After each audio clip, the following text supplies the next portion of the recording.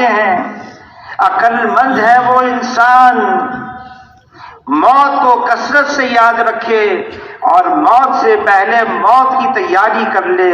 فرمایا یہی وہ لوگ ہیں جو دنیا کی عزت اور آخرت کی شرافت کو لے اڑے، یہی وہ لوگ ہیں جو پورے کامیاب ہیں۔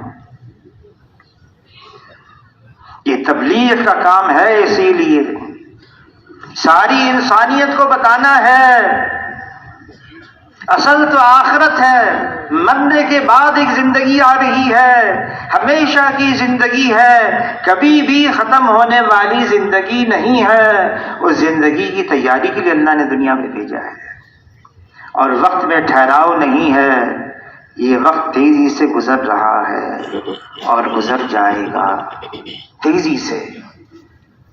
ہم اس زمانے پہ پہنچ چکے ہیں، سال مہینوں جیسے، مہینے ہفتوں جیسے، ہفتے دنوں جیسے، اس زمانے میں ہم پہنچ چکے ہیں۔ کتنا تیزی سے وقت گزر رہا ہے، اور پھر موت بھی آ جائے گی۔ اس لیے فرمایا عقل مندی کی بات یہ ہے ہم اس کی تیاری کریں۔ یہ بات بتانی ہے، سمجھانی اپنے آپ کو بھی اور ساری انسانیت کو۔ اس کے لیے تبلیغ کا کام ہے۔ یہ جو اجتماعات ہیں، اجتماع ہمارا کراچی کا، اب اجتماع 25 کی شام سے 26، 27، 28 کو دعا ہے، اسی مہینے کے آخر میں۔ اور اجتماع ہے کیوں؟ یہ ہے اس لیے فرمایا اس کے ذریعے سے حق کے قبولیت کی استعداد پیدا ہوتی ہے۔ حق کے قبولیت کی استعداد، یہ سمجھنے کی بات ہے۔ حق کے قبولیت کی استعداد کیا ہے؟ جب حضور صلی اللہ علیہ وسلم معراج پر تشریف لے گئے، واپس آئے، ام ہانی کو ساری بات سمجھا دی، ان کے گھر میں ٹھہرے ہوئے تھے، فجر کی نماز کے لیے جا رہے ہیں، تو ام ہانی رضی اللہ تعالیٰ عنہ نے عرض کیا اللہ کے رسول، آپ نے جتنی باتیں مجھے بتائی ہیں لوگوں کو نہ بتائیے گا، آپ کو کوئی تکلیف نہ پہنچا دے، آپ کو کوئی مشکل میں نہ ڈال دے، مذاق نہ اڑائے کہ حق کے قبول ہونے کی استعداد بھی آئی نہیں ہے۔ الحمدللہ اللہ نے ہمیں ایمان کی دولت سے نواز دی، الحمدللہ۔ ایمان بہت بڑی دولت ہے، لیکن ایمان کی سطحیں ہوتی ہیں۔ حضور صلی اللہ علیہ وسلم نے فرمایا یہ ایمان بھی پرانا ہو جاتا ہے، جیسے کپڑا پرانا ہو جائے، اس کے نقش و نگار دھندلے ہو جاتے ہیں، ایسے ایمان کا بھی حال ہے۔ تو صحابہ اکرام نے عرض کیا اللہ کے رسول اگر ایمان پرانا ہو جائے تو پھر کیا کریں؟ فرمایا اس کو تازہ کرو۔ کیسے تازہ کریں؟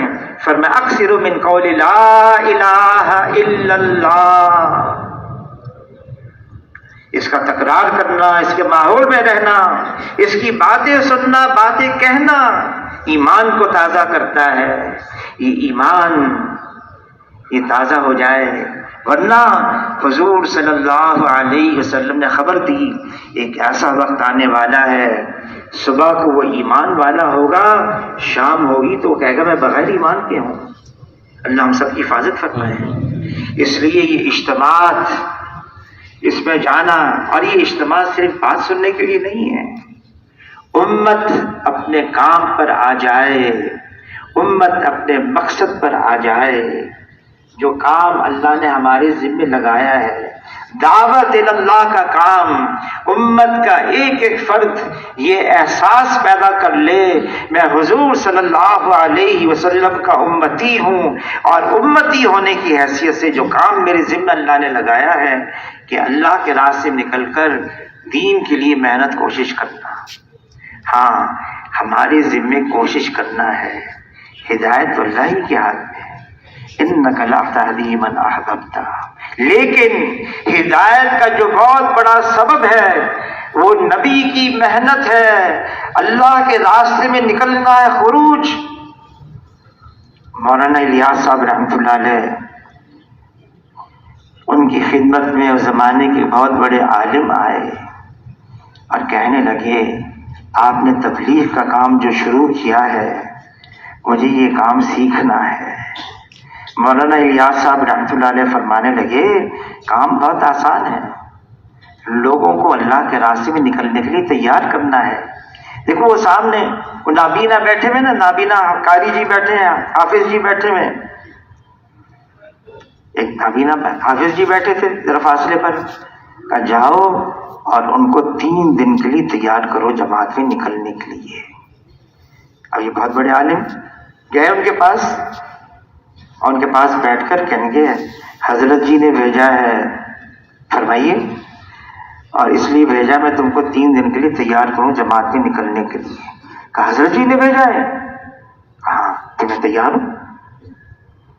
تیار ہو گئے، واپس آئے، حضرت وہ تو تیار ہو گئے 3 دن کے لیے تیار، لیکن بات سمجھ میں نہیں آئی، وہ تو نابینا ہے، اس پہ نظر کچھ نہیں آتا، اگر وہ نکل گیا جماعت میں وہ تو ٹھوکریں کھائے گا، انسان ہے، ضروریات ہے، مسجد ہے، مسجد سے باہر جانا ہے، وہ تو بیچارہ ٹھوکریں کھائے گا۔ یہ بات سمجھ میں نہیں آئی۔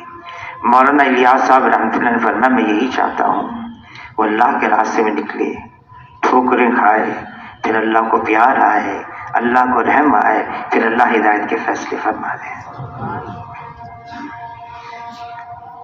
انتظامی چلوں سے مولانا یوسف کاندھیلوی رحمۃ اللہ علیہ فرمانے لگے انتظامی چلوں سے فائدہ ہوگا، ثواب ہوگا، اثر بھی پڑے گا، لیکن باطل کی جڑیں کھوکھلی ہو جائیں یہ تو قربانی کے چلوں سے ہوگا۔ حالات سازگار نہیں، آدمی پھر بھی پوری کوشش کر کے نکلے۔ انفروا خفافا وثقالا، نکلو اللہ کے راستے میں، ہلکے ہو یا بوجھل ہو نکلو۔ ہمارے بڑوں نے ہمیں ہدف دیا ہے 4000 جماعتیں دینی ہیں، چلے 3 چلے کی، 30 جماعتیں ملکوں کی دینی ہیں، 30 جماعت اندرون ملک کی دینی ہے، اور حضرات نے ہم پر اعتماد کیا ہے۔ کراچی یہ تو بہت بڑا شہر ہے، شہر کا ملک ہے، کئی ملک ہیں اس میں تو، اور یہ امت ہے، یہ کام ایسا ہے تبلیغ کا کام، اس سے امت پنا ظاہر ہوگا۔ یہ امت کوئی قوم کا نام نہیں، خاص قوم، یہ امت نہیں، کوئی خاص علاقے والے، خاص زبان والے، خاص طبقے والے نہیں، یہ مختلف قوموں والوں سے، علاقے والوں سے، زبان والوں سے یہ امت بنی ہے۔ کیسے بنی ہے؟ فرمایا میری امت جسد واحد کی طرح سے ہے، ایک جسم کی مانند ہے۔ حضور کے زمانے میں صہیب رومی ہیں، سلمان فارسی ہیں، بلال حبشی ہیں، کوئی اوس قبیلے کا ہے، کوئی خزرج قبیلے کا ہے، کوئی مہاجر ہے، کوئی انصار ہے، سب اکٹھے اور ایک ہیں۔ اجتماعیت دی گئی اس امت کو، اکٹھا رہنا دیا گیا، اور اللہ نے خبردار کر دیا دیکھو لڑنا نہیں، جھگڑنا نہیں، ورنہ کم ہمت ہو جاؤ گے تمہاری ہوا اکھڑ جائے گی۔ ابھی تبلیغ کا کام ہے، موقع بھی آ گیا، ہمیں نکلنا بھی ہے اللہ کے راستے میں۔ ہر مسجد سے جماعتیں تیار ہو جائیں، چلے 3 چلے کی جماعت، ملکوں کی جماعت، اور یہاں تو ہر مسجد والوں نے ارادہ کیا ہم اجتماع سے پہلے بھی جماعتیں دیں گے، اجتماع پر بھی جماعتیں دیں گے۔ اب اس کے لیے فرمائیں کون کون ساتھی اس کے لیے تیار ہیں؟ 4 مہینے کے لیے، سال کے لیے، 7 ماہ کے لیے، ملکوں کے لیے، فرمائیں جی اس کے لیے۔